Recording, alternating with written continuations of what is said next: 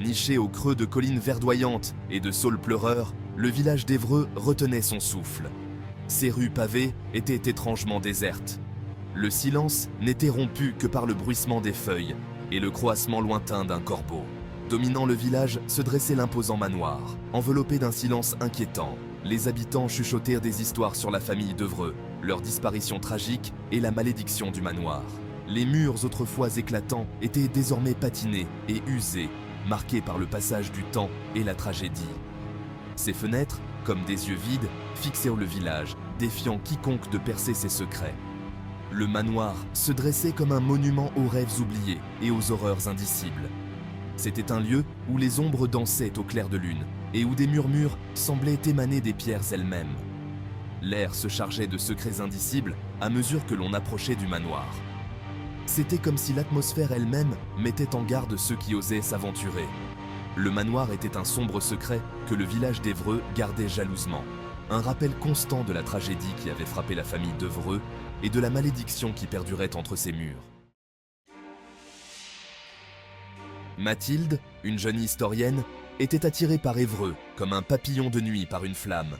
Elle avait entendu des récits sur le manoir et la famille d'Évreux, des histoires d'amour, de trahison et d'une malédiction qui hantait le manoir. Elle était captivée par le mystère et animée d'une insatiable curiosité de découvrir la vérité. Avec sa fidèle sacoche remplie de carnets, de stylos et d'un appareil photo, elle arriva au village prête à affronter les secrets qui l'attendaient. Mathilde n'avait pas peur, elle voyait la peur comme un défi, une mise à l'épreuve de son courage. Elle croyait que l'histoire détenait la clé de la compréhension du présent, et le manoir d'Évreux était une mine d'histoires inédites.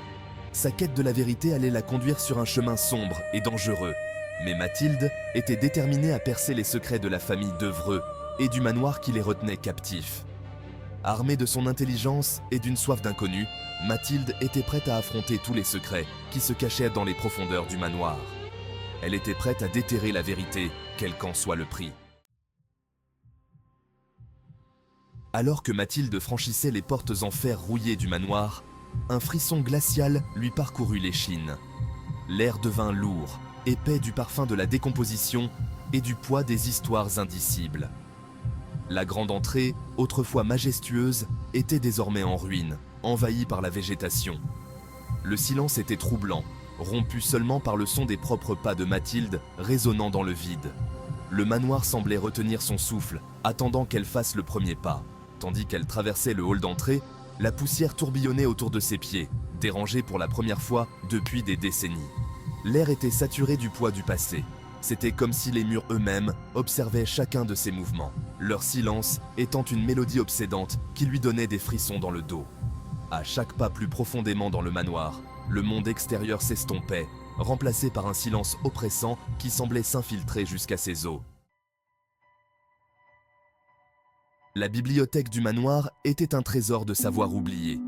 Des livres tapissaient les étagères du sol au plafond, leurs couvertures de cuir craquelées et poussiéreuses.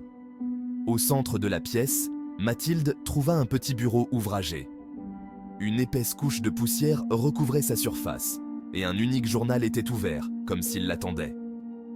Le journal appartenait à Élisabeth d'Évreux, la plus jeune fille de la famille. Alors que Mathilde tournait avec précaution les pages cassantes, les mots d'Élisabeth semblaient de prendre vie. Le journal parlait d'une famille déchirée par les secrets et les mensonges, d'un amour interdit et d'une obscurité qui menaçait de les consumer tous.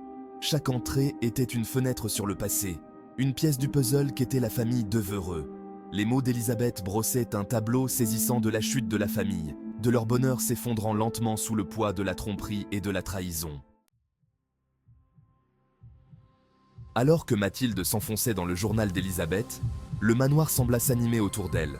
Elle entendit de doux murmures portés par le vent, le bruit de pas dans le couloir, bien qu'elle fût seule. Les ombres semblaient danser et se déplacer, prenant des formes menaçantes qui lui donnèrent des frissons dans le dos. L'atmosphère du manoir changeait, devenant plus lourde à chaque instant qui passait. Les murmures devinrent plus forts, tourbillonnant autour de Mathilde comme un vortex d'âmes tourmentées. Son cœur battait à tout rompre dans sa poitrine, un rythme effréné contre le silence du manoir. Un sentiment de terreur la submergea, une peur primale qui la mit en garde de faire demi-tour. La frontière entre le réel et le surnaturel semblait s'estomper, et Mathilde réalisa avec une terreur grandissante qu'elle n'était plus seule dans le manoir. Les esprits de la famille Devereux étaient réveillés, et ils observaient chacun de ses mouvements. Le journal d'Elisabeth mentionnait une pièce cachée, un endroit où étaient conservés les plus sombres secrets de la famille. Suivant les indices du journal, Mathilde découvrit une pierre branlante dans la cheminée. Derrière elle se cachait une petite clé rouillée. Les mains tremblantes, Mathilde prit la clé et se dirigea vers le grenier, le cœur battant d'un mélange de peur et d'anticipation.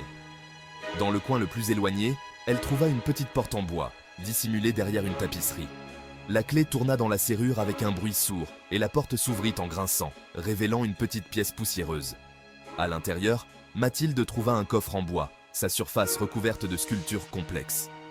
Alors qu'elle soulevait le lourd couvercle, une odeur de moisi emplit l'air. À l'intérieur, elle trouva des piles de lettres, des photographies décolorées et une collection de portraits. Mais les visages, sur les portraits, avaient été sauvagement griffonnés, ne laissant que des yeux vides et des cicatrices dentelées. La famille Devereux, autrefois capturée dans la fleur de l'âge, n'était plus que des fantômes, leurs visages effacés de l'existence. Alors que Mathilde examinait les portraits, elle entendit un petit rire derrière elle. Elle se retourna, le cœur battant à tout rompre. Une jeune fille, âgée de 6 ans au plus, se tenait dans l'embrasure de la porte. Elle portait une robe blanche tachée de terre et serrait une poupée de porcelaine dans ses bras. Ses yeux étaient grands ouverts et vides, fixant Mathilde à travers elle. Avant que Mathilde ne puisse parler, la fillette disparut. Alors qu'elle se retournait pour quitter la pièce, elle remarqua une silhouette sombre et imposante au bout du couloir. C'était un homme, ses traits obscurcis par l'ombre. Il se tenait immobile, sa présence dégageant un sentiment palpable de menace. Il semblait émaner des ombres elles-mêmes, sa forme vacillant et se déplaçant comme une flamme. Mathilde eut le souffle coupé et recula en trébuchant, renversant une chaise poussiéreuse dans sa hâte de s'échapper. La panique submergea Mathilde. Il fallait qu'elle sorte de ce manoir, et vite. Elle courut à travers les couloirs sombres, l'esprit en ébullition, l'écho de ses propres pas ajoutant à la terreur qui la rongeait. L'air se refroidit, les murmures devinrent plus forts, comme si le manoir lui-même essayait de l'empêcher de s'échapper. Elle pouvait sentir la présence de la silhouette derrière elle, entendre ses pas lourds se rapprocher. Trébuchant et cherchant son souffle, elle atteignit enfin la porte d'entrée. La jetant ouverte, elle s'élança dans la nuit, l'air frais lui brûlant les poumons, tandis qu'elle fuyait le manoir maudit.